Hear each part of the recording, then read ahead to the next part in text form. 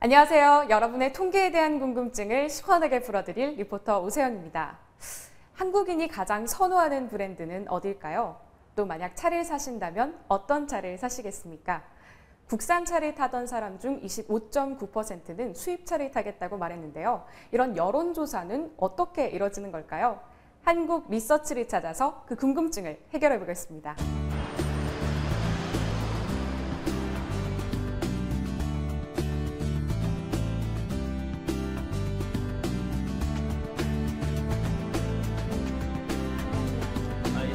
안녕하세요.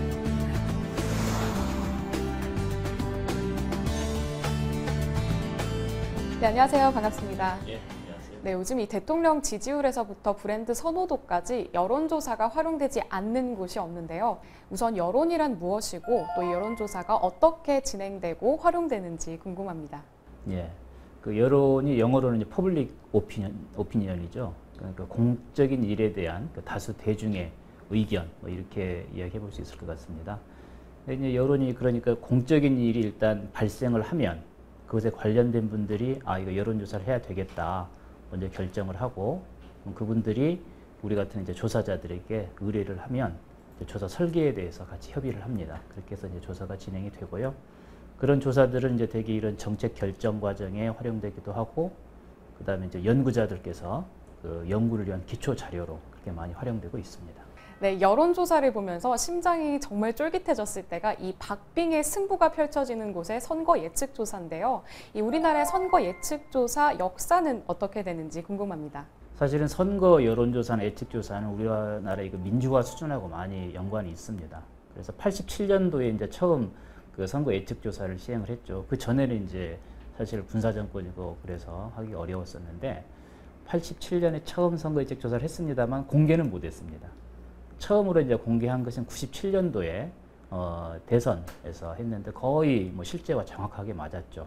그래서 선거 예측 조사가 이 정도로 정확할 수 있구나, 이런 어떤 공감대가 좀 있었고요. 그래서 2000년부터는 아주 이제 보편화됐습니다. 그래서 모든 전국 단위 선거에서 지금은 선거 예측 조사가 시행이 되고 있습니다. 네, 선거 예측조사나 출구조사가 이 우리나라 여론조사 발전에도 참 많은 영향을 미쳤을 것 같은데요. 어떤가요? 예, 그렇습니다. 그 선거 예측 조사는 조사가 얼마나 정확하냐를 확인할 수 있는 거의 유일한 조사거든요. 일반 조사는 그 오차의 범위를 허용하기 때문에 정확성이 아니라 타당성, 신뢰도, 이걸로 평가하는 반면에 선거 예측 조사는 정확도로 평가합니다. 그렇기 때문에 저희 조사자들도 조사 설계, 조사 과정, 자료 수집 아주 엄정하게 하려고 노력을 하고 있고요. 그런 노력들이 그 조사 전반의 어떤 발전에 영향을 많이 줬습니다. 그리고 또 이 선거 예측 조사 결과를 통해서 자료 처리에 대한 어떤 그런 그 욕구들도 많이 있었기 때문에 조사에 대한 어떤 조사 내적인 발전도 있었고, 또는 무엇보다 국민들이 가장 관심을 가지는 조사 중에 하나죠.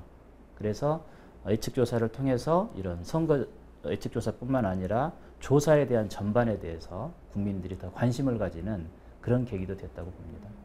네, 사회가 복잡해지고 다양해질수록 이 여론조사의 활용도가 참 높을 것 같은데요. 향후 여론조사의 미래는 어떻게 될까요?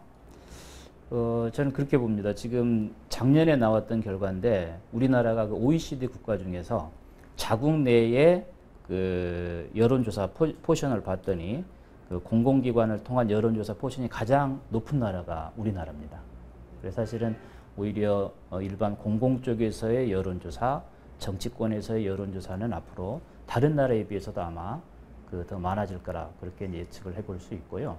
지금 빅데이터 이야기를 많이 하긴 하는데 빅데이터 시대에도 어느 한 사람의 생각, 그다음에 인식, 그다음에 그 사람의 행태 구체적으로 알아볼 필요가 있거든요. 그래서 빅데이터 시대이기 때문에 여론조사가 사장이 될 것이다, 저는 또 그렇게 보지도 않습니다. 네, 오늘 좋은 말씀 감사합니다. 예, 감사합니다. 네. 여론조사는 국민들의 마음 읽기라는 생각이 듭니다. 국민들의 마음을 바르게 읽고 또 바른 정책들이 많이 나왔으면 좋겠습니다.